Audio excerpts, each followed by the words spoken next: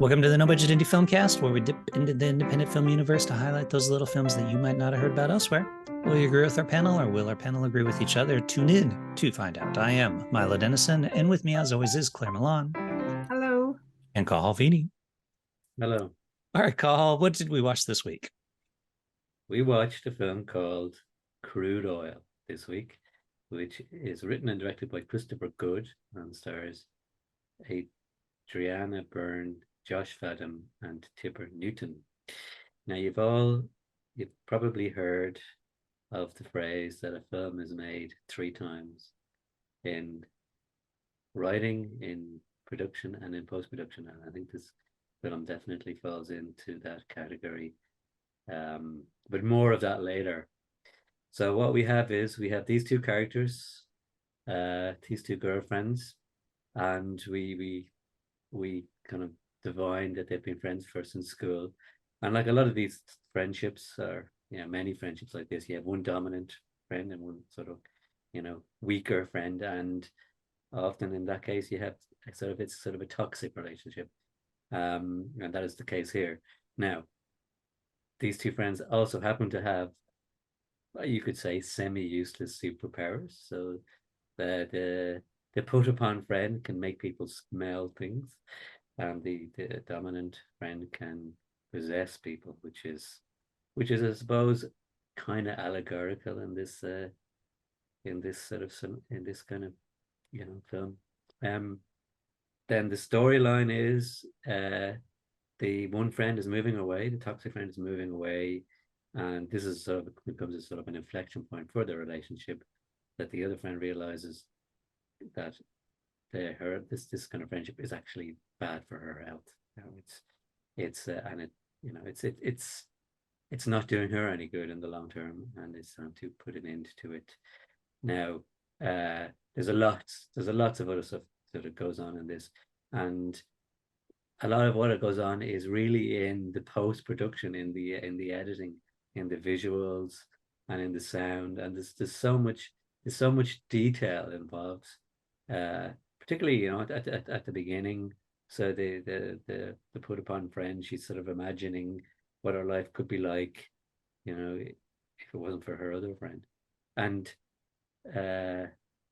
you just see it goes through a series of scenes, a montage of scenes, which it could be, say, an explorer or an adventurer, or high-powered businesswoman, and there's so much detail goes into just creating each one of those shots, and it's very impressive, the amount of sort of the detail they do go into. So from a kind of a visual sort of sound experience, it's really is a very good film. Yeah, it's a very unusual film.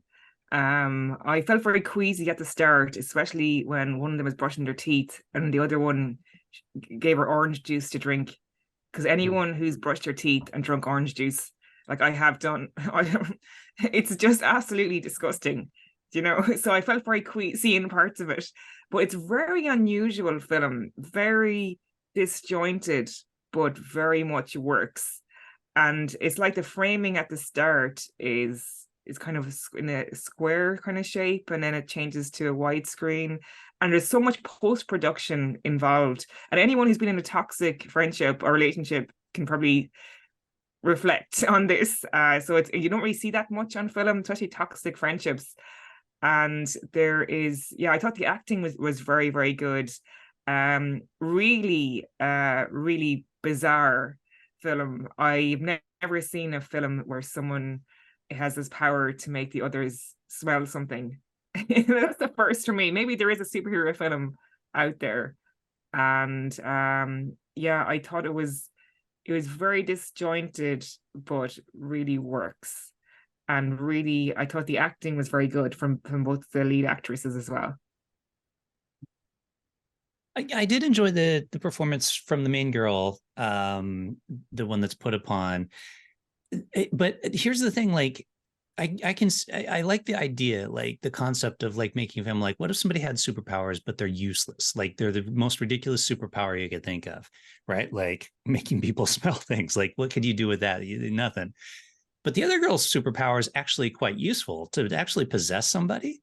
from anywhere. Like she possessed people from like, other cities and stuff. Like, so, I mean, that's quite a pretty badass superpower, actually. Like you could possess the president, you could possess like, a banker and have him walk out the bank with a bunch of money, any number of things. So that's quite a cool superpower.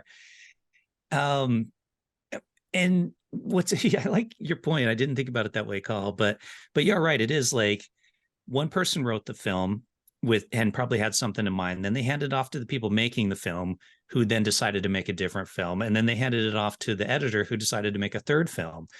And it's kind of all over the place. I get what they were going for, but it's a short film and they've got so much going on in this film. It's like, is this a film about a friendship, a bad friendship? Is this a film about like what a person's life would be if they didn't have that friend? Is it a film about like, it's like there's so many different themes in here that I feel like it's too much, that if maybe they kind of thinned it out a little bit, it actually would be a little bit more engaging. Like I love the filmmaking, like the style and the bizarreness of it, which is what they obviously were going for. But I feel like, I don't know, I felt like it was just a bit too much. Yeah, I would say it was probably the vision of the writer director Christopher Good, because I did look at the credits and there was nobody credited with editing it. So I'm going to guess it's him. So I'm sure this is his whole idea from the beginning.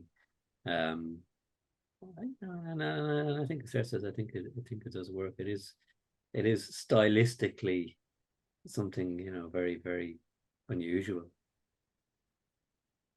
Yeah.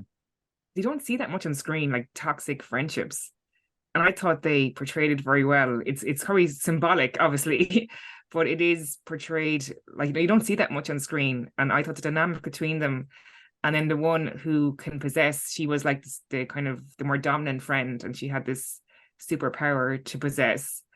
And even like there was kind of a fight at the end, and this weird character just starts dancing and they're rowing, and then one escapes through the wall.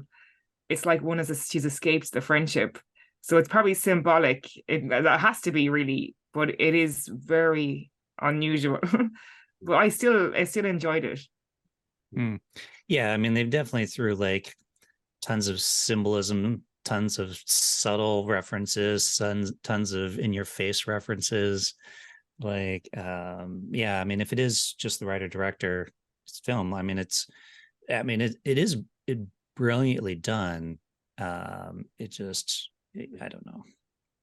And there was a sort of an observation at the end of the film, and then when the girl who has the power to make people smell things, that the way she wanted to use that was to be famous, to be on TV, and that in some ways that's sort of a commentary on sort of modern life, isn't it? That the way to be successful, or the way to fulfill yourself is to be on TV.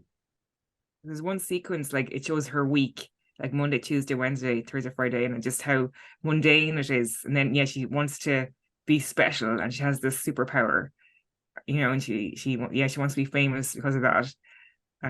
Yeah. I wonder like what the thought process was for this film. Was it, I want to make a film about toxic friendship, or I want to make a film about two girls with superpowers, or do I want to make this really weird ass film with lots of imagery and lots of stuff going on? I wonder, which came first. Yeah, well, and pick one and make a film about that. But yeah, I mean, maybe it is like, I mean, I didn't do any further research, but maybe it is a sort of a proof of concept. Maybe there is a sort of a feature in development. I'm not sure what year this is, actually. I never checked that either. Well, I think it got into Sundance, so yeah, it did get into Sundance. Yeah. That's a pretty big festival. Wow. Yeah. I mean, it was very well made all around. Like I'd say the acting was very good as well. Yep. That silence. All right. I'm going to take your line out of you. Go for it. That silence means it's time to rate the film. So do you want to go first, Milo? Sure, I'll go first. Good job, Cahill. Very good. Yeah, the thing is, I agree with you guys. It's really well made. It's really, I mean, great job of editing it all together. There's a lot of stuff to like about it. I just didn't like it. I just, for whatever reason, it didn't resonate with me personally. So I'm gonna go 3 stars. I'm gonna go kind of in the middle. Credit for making a good film, but you lose a few points just because it didn't stick with me. Yeah, so I really enjoyed it. It was so all over the place, but I think it really worked. And I think it really resonated with me. So I'm going to give it 3.5 stars. Okay. I liked it a lot. I mean, you know, you have to take it on its merits as a film for what he did and what he tried to do and what he ultimately achieved in my book. So I'm going to give it 4.5 stars. All right, there you go. No budget audience, a mixed bag on this one. You can check it out. It's called Crude Oil. And you can always let us know what you think. You can reach us on social media at No Budget Show, or leave a comment if you're watching this video on YouTube. And with that, we'll say see you next time and goodbye. Goodbye.